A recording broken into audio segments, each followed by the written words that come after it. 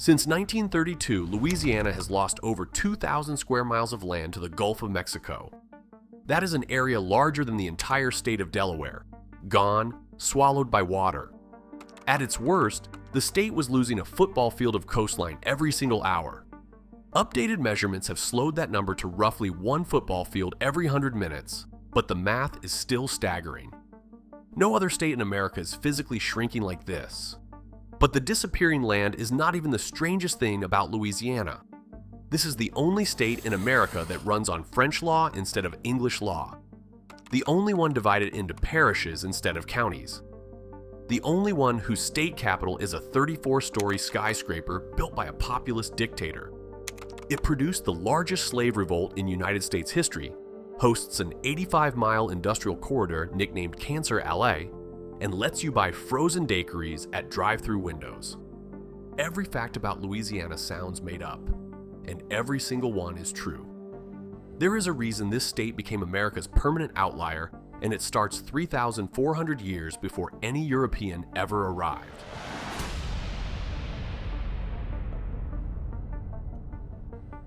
To understand why Louisiana became a state unlike any other, you have to go back long before the French, before the Spanish, before the Americans, to a civilization most people have never heard of, building something that should not have been possible.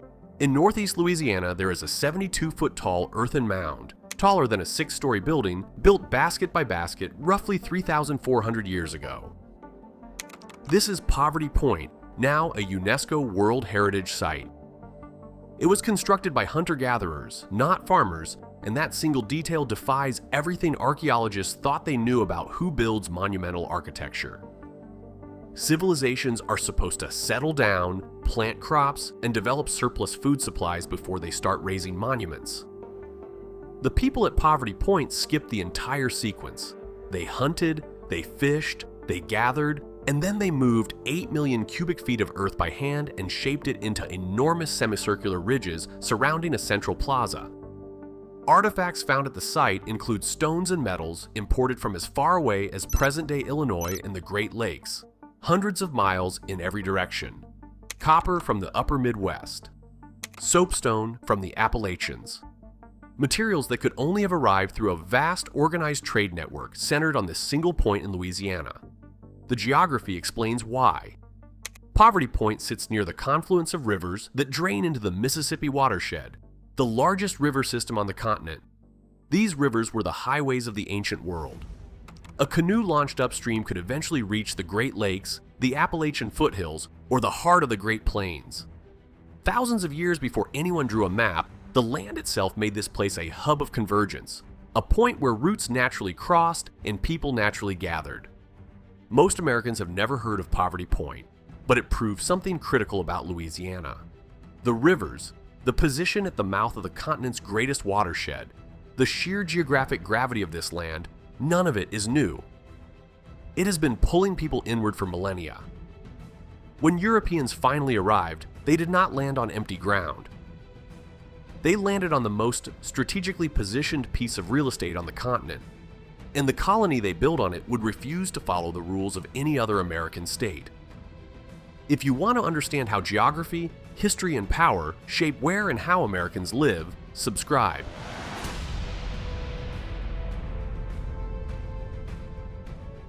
When the United States bought Louisiana from France in 1803, it expected the territory to fall in line with the rest of the country: English common law, county governments, Protestant institutions. But Louisiana's French and Spanish elites had other plans. They fought to keep their civil law codes, their Catholic parish system, and their inheritance traditions. And they won. Louisiana entered the Union in 1812 as the only state operating under the Napoleonic Code, with 64 parishes instead of counties. It has never switched. This was not a cosmetic difference. In every other state, legal disputes are settled by precedent. What a judge ruled last time becomes the basis for ruling the next time. In Louisiana, judges consult written codes first. Inheritance, contracts, property, the fundamental rules governing daily life are structured differently here than anywhere else in the country. To this day, Louisiana law students must learn an entirely separate legal system. Lawyers licensed in Louisiana cannot simply practice in other states, and lawyers from other states cannot simply practice in Louisiana. The barrier runs in both directions. The tension between Louisiana's civil law roots and the common law country surrounding it has never fully resolved. The state has rewritten its own constitution 11 times since 1812, more than any other state in America. 11 constitutions in just over 2 centuries. That is not instability for its own sake. It is the ongoing friction of a French-coded legal system grinding against the edges of an English-coded nation, decade after decade, with no clean resolution in sight. But this legal stubbornness was not just about courts and contracts. It shaped power, economics, and ultimately human lives in ways that became horrifyingly clear one January night in 1811 before Louisiana was even officially a state.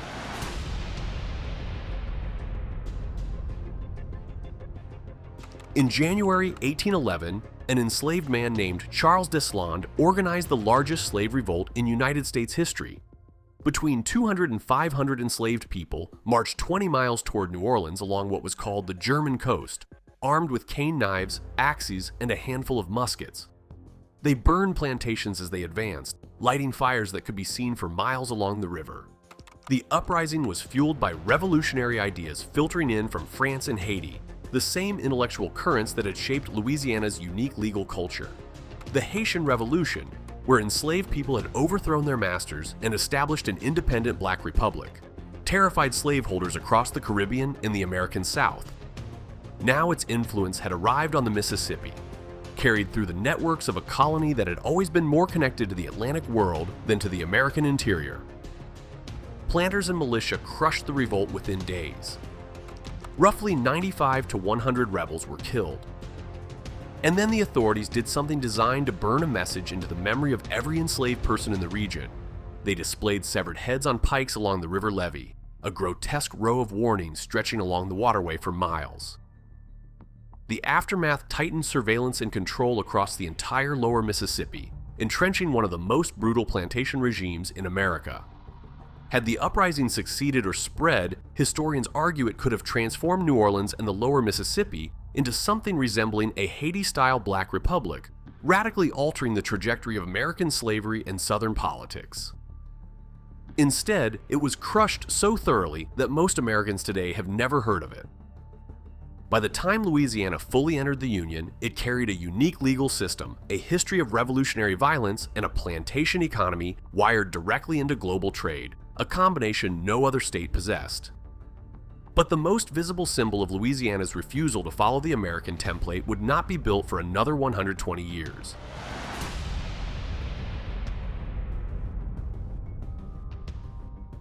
Every state in America built a capital with a dome. Every state except Louisiana. In the 1930s, populist Governor Huey Long pushed through the construction of a 34-story, 450-foot Art Deco skyscraper in Baton Rouge, the tallest state capital in the United States to this day. It sits on a 27-acre complex, and Long himself is buried in its gardens. The building is not just architecturally strange, it is politically symbolic. Long intended it as a monument to his own power and his vision of centralized, top-down government.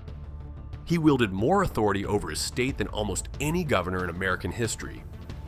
He controlled the legislature, the judiciary, and the state police. He fired opponents, rewarded loyalists, and ran Louisiana less like a democratic state and more like a personal domain. Roads got built, bridges went up, schools opened, but the price was total obedience to one man's vision. Critics called him a dictator. Supporters called him the only politician who ever delivered on his promises. Both were right. The skyscraper was his concrete and steel declaration that Louisiana does not follow the template. Other states build domes to echo the US Capitol and suggest shared democratic traditions. Long built a tower, and when he was assassinated inside it in 1935, the bullet holes were left in the marble walls for years. But Long's monument to power sits just 85 miles upriver from another kind of Louisiana extreme, one that is still unfolding today, and it involves what happens when a state trades its people's health for industrial profit.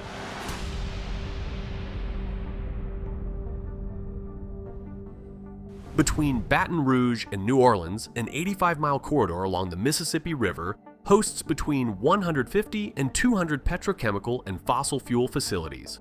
Residents call it Cancer Alley. A Human Rights Watch report described it as a fossil fuel sacrifice zone where predominantly black river communities bear disproportionate exposure to toxic industrial air pollution. Some census tracts in this corridor carry the highest industrial cancer risk in the entire country. The tension here is the central modern tension of Louisiana itself.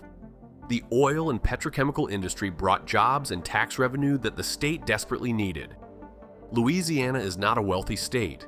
For generations, these plants represented the best-paying work available for miles in any direction. But the cost of that work settled on the communities living between the smokestacks, people who had little political power to resist where the plants were built or what they released into the air. Cancer rates, respiratory illness, and reproductive health problems persist at alarming levels in neighborhoods where families have lived for generations. The people who live between the plants did not choose to become a sacrifice zone. The economics and the geography chose for them. The river that made Louisiana a hub of trade for thousands of years became the same corridor that concentrated industrial pollution in communities least equipped to fight it. Louisiana's pattern of extreme power, from colonial parish lords to Huey Long to petrochemical corporations, has always come at a cost, borne unevenly. But the most dramatic cost is not measured in health statistics. It is measured in the land itself, and this brings us back to where we started.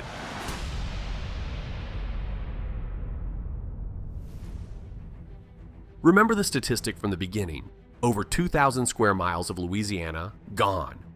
Now you get the explanation. For over a century, the Mississippi River was hemmed in by levees. These levees were necessary to prevent catastrophic flooding across the lower river valley.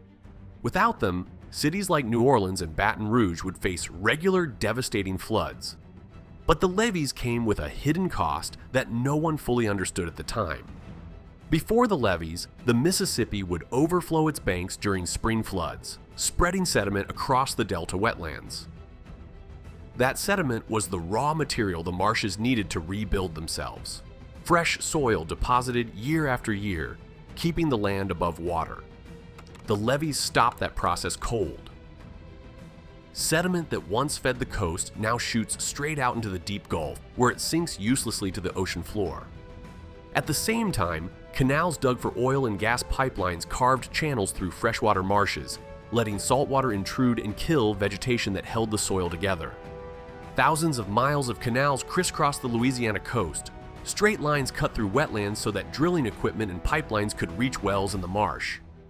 Each canal is a highway for salt. The vegetation dies, the roots rot, and the soil that those roots held together dissolves into open water. What was once a green marsh becomes a brown pond, then a shallow lake, then part of the Gulf. The wetlands that once buffered wave action and storm surge began to collapse. Coastal towns, fisheries, and billions of dollars in infrastructure were left exposed to hurricanes with less and less land, standing between them and open water. Many experts argue that if those wetlands had not been starved of sediment, storms like Hurricane Katrina would have hit with weaker surges and caused less catastrophic flooding. Every mile of healthy wetlands reduces storm surge measurably. The land that was supposed to protect Louisiana was sacrificed piece by piece for flood control upriver and energy extraction along the coast. And scientists remain uncertain whether even the most aggressive restoration projects can fully offset the loss in the face of rising seas and continued subsidence. But here is the contradiction that defines Louisiana more than any other single fact. And it is the reason this state remains one of the most fascinating and confounding places in America.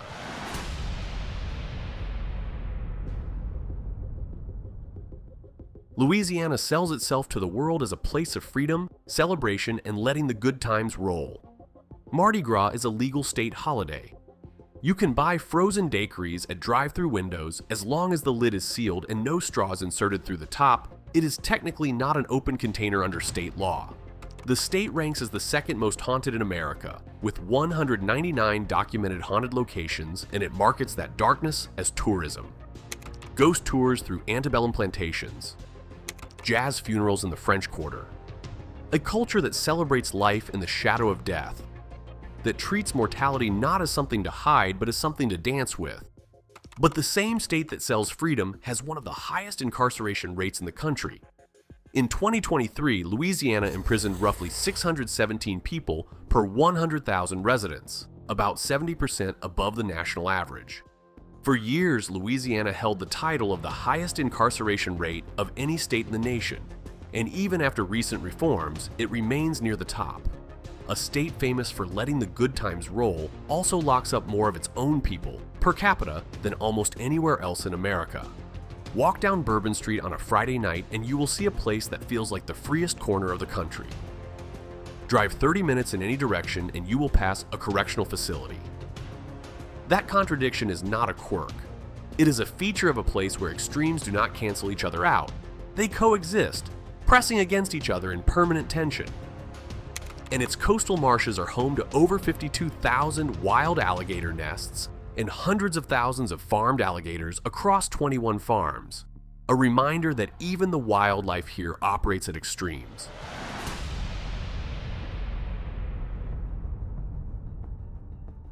Louisiana entered the Union as America's strangest state. 2 centuries later, nothing has changed. Its legal system still runs on different code. Its land is still disappearing beneath the Gulf. Its contradictions between celebration and incarceration, between profit and sacrifice, between 3,400-year-old mounds and modern petrochemical plants have never resolved. Every other state to some degree conformed to the American template. Louisiana never did. Not because it failed to, but because the land, the history, and the people refused. From Poverty Point to Cancer Alley, from the Napoleonic Code to the tallest capital in America, Louisiana is proof that geography does not just shape where people live. It shapes what kind of place they build, and sometimes that place is unlike anything else on the continent. If you want to see how geography shaped other states in ways you never expected, check out one of the recommended videos on screen. And if you have not already, subscribe.